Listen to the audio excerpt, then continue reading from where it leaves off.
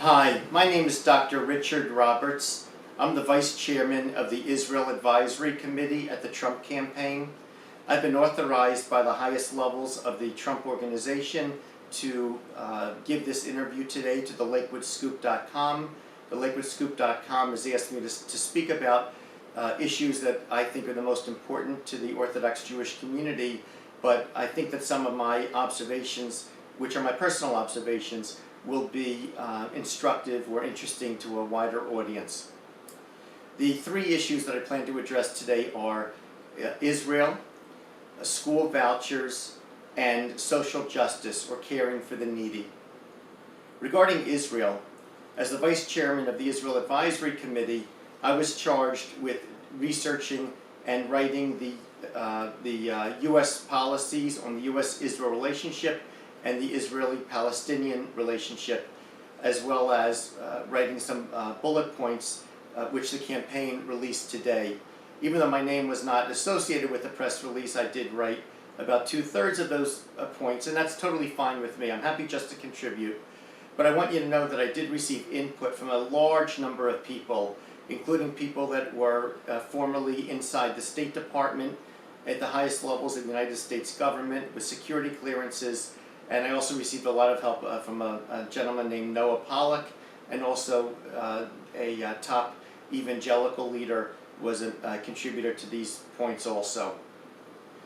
As I did this research, it was interesting what emerged. Hillary Clinton talks about the two-state solution, that she supports it, and I'm not going to go into the whole history, only because I think that that's too extensive for this interview. But what the experts have told me, and which makes perfect sense, is there is no two-state solution. There cannot be a two-state solution because there are not two parties. There are three parties to this conflict. There's Israel, there's Fatah, or the Palestinian Authority, and Hamas. So first off, when Hillary Clinton talks about a two-state solution, this is just not the truth. And one of the senior diplomats, or ex-senior diplomats I spoke to, said he thinks that it's unfair to the Palestinian people, to the people on the Palestinian street, the average citizen, to have them thinking hopefully towards a two-state solution when no such solution can even exist at this point. And the idea that Fatah, which runs the West Bank, and Hamas are going to get together and reconcile is simply not reasonable. Fatah is a fundamentally corrupt organization. They're now serving the 12th year of their four-year term in the presidency of the Palestinian Authority, and they have embezzled billions of dollars. It's not my inside information, it's well known.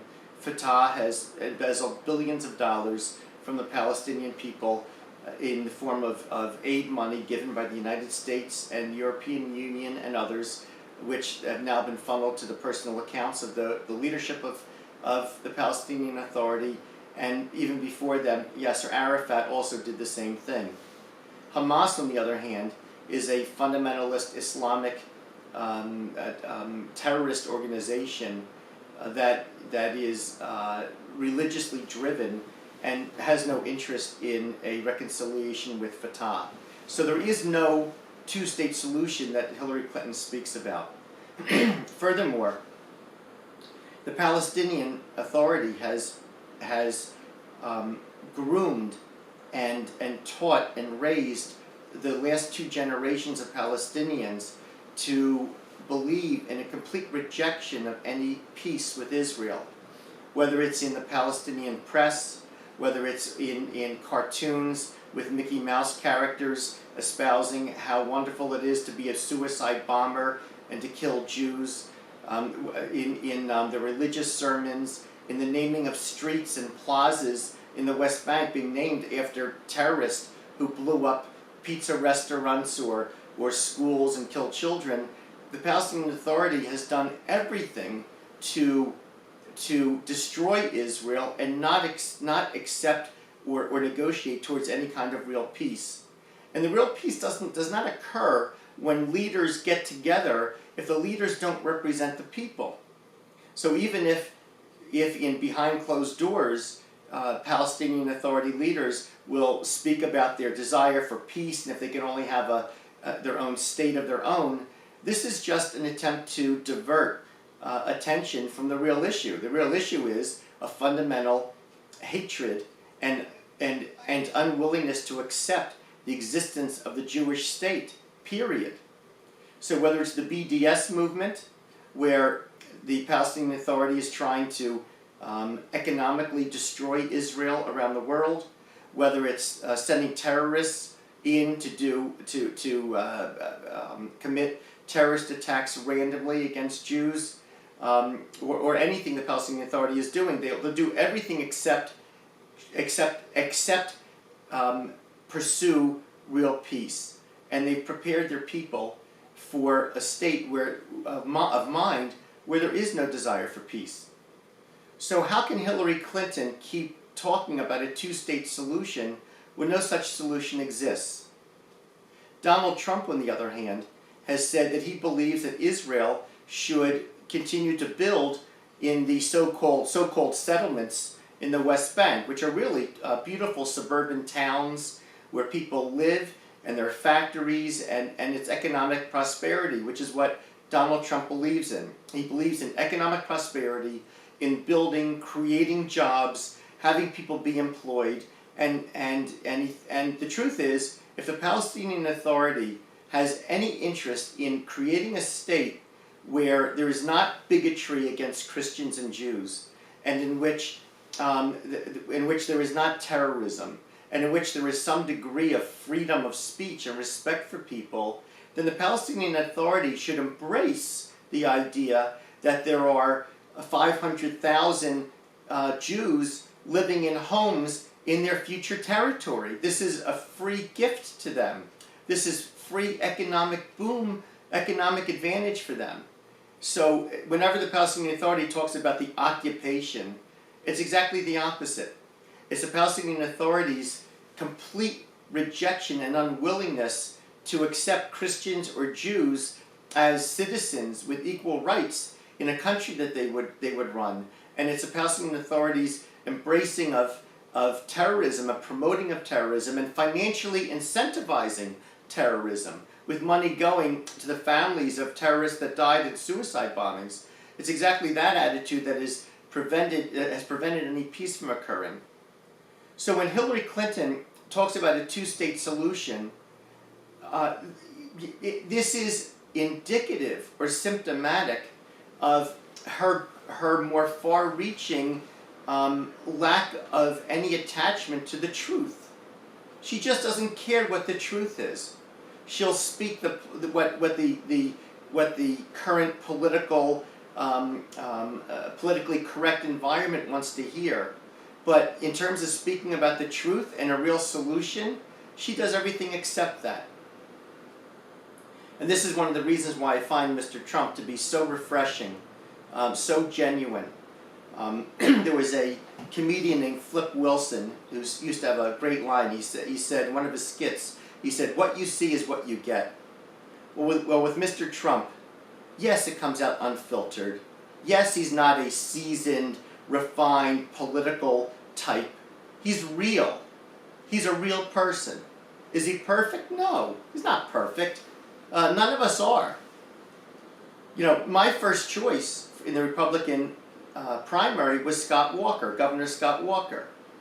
But when he left that race, and I looked at the other candidates, many of them are very, very fine candidates. But eventually, Mr. Trump really seemed to me to be the one who was laying it out on the line. You know what you're getting with him. You know what he says is what he believes. With Hillary Clinton, it seems like whenever you scratch the surface, whenever you turn over a rock, some deception, some crime, some misuse of her public power to enrich herself or her husband just comes flying out. And what does she do in response to these revelations? She uses misdirection a lot, or she uses deceit a lot. For example, just the most recent issue was that the FBI found 160,000 emails that came through Hillary Clinton's server.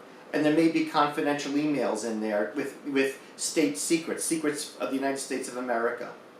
So what has Hillary Clinton's response been? She and her campaign say the FBI should release all the emails right away. Give them out because we want to have complete full disclosure. Well, if anybody is thinking, if you're thinking at all with a little bit of intelligence, Hillary Clinton wants to make it look like she's in favor of complete disclosure and openness. But the FBI has said there may be secret emails in there with secrets of the United States government. So they can't be released. And Hillary Clinton knows this. She knows they can't be released. So when Hillary Clinton says, release all the emails because I'm in favor of full disclosure and honesty, it's a fundamentally dishonest position by her that, if you think about it at all, is obvious. And she does this constantly. She'll either make statements that are clearly not true, or she'll try to change the topic. She'll go off to something else, to one of her isms that she'll accuse the Republicans of having, one of the phobias or isms, where she'll try to make a personal attack on Donald Trump. But the one thing she won't do is tell the truth. And this is a value that Orthodox Jews hold in very high regard. Very high regard. We believe that you need to tell the truth. It's a fundamental commandment to tell the truth. And this type of deception in public office is not the kind of leader that we need, both on principle and especially when the solutions that come out are not based in reality, not based in how the world really works, versus Donald Trump, who's not a politician but a businessman, a hard-nosed businessman who knows how to negotiate, knows that people will look you in the eye and shake your hand and smile and not tell you the truth. He knows how to negotiate against these people, and he wants to put his skills to work for the American people. And to me, this is a tremendous opportunity. Secondly, I'll just go to school vouchers. Mr. Trump believes in competition. Competition makes everyone better. If you're competing, if a company is competing, then they're always striving to give you better services. They don't need to compete, then there's no economic pressure on them to make things better. So Mr. Trump is clearly in favor of school vouchers, which will help all children in the United States to get better educations. And Hillary Clinton is against school vouchers because her own political benefit is to have the teachers' union supporting her. So again, she puts the welfare and the advancement of our children behind Hillary's desire for political advantage and political gain. Lastly is social justice. By social justice, what I really mean is caring about disadvantaged people, caring about people in the inner cities. Hillary Clinton is part of a leftist policy that has destroyed family units and created environments that have stalled the progress of and victimized so many people in the inner cities. Donald Trump, on the other hand, understands you need law and order. You need to have, in the inner cities, environments where people and families are not afraid that their children will be killed by stray bullets from drug gangs shooting it out, and where they don't have to worry about crime. That's how they can have the freedom of movement, the freedom to live a healthy life. And also jobs. Mr. Trump, his emphasis is to make incentives to bring jobs to the inner cities where people can work for a living. In my experience, most people I know, actually everyone I know, who lives in those environments, they just want an opportunity. They want to come to work, they want to work hard, they want to make a living and be able to raise their families with that dignity and that freedom. And Mr. Trump represents that advantage for people in the inner cities. And as Mr. Trump says, what do you have to lose, right? How are things going over the last 4 years, the last 8 years, the last 30 years in the inner city? What do you have to lose? He has a new orientation, new for politicians, but old in terms of a solution that works. Bring back jobs. Give people jobs. Let them be able to support themselves and give them a safe environment. Then people can lift themselves up. It's very fundamental. So in conclusion, yes, I am the vice chairman of the Israel Advisory Committee of the Trump campaign. Yes, I'm all in for Donald Trump compared to Hillary Clinton. As I said, Donald Trump was not my first choice, but compared to Hillary Clinton, it's not even close. Mr. Trump is such a superior candidate for president over what has just been a lifetime, a career with Hillary and her husband and people around them of saying whatever they think the public wants to hear and enriching themselves with total disregard for what really works and for what really will help the American people. So that's why I'm supporting Donald Trump for president. Thank you.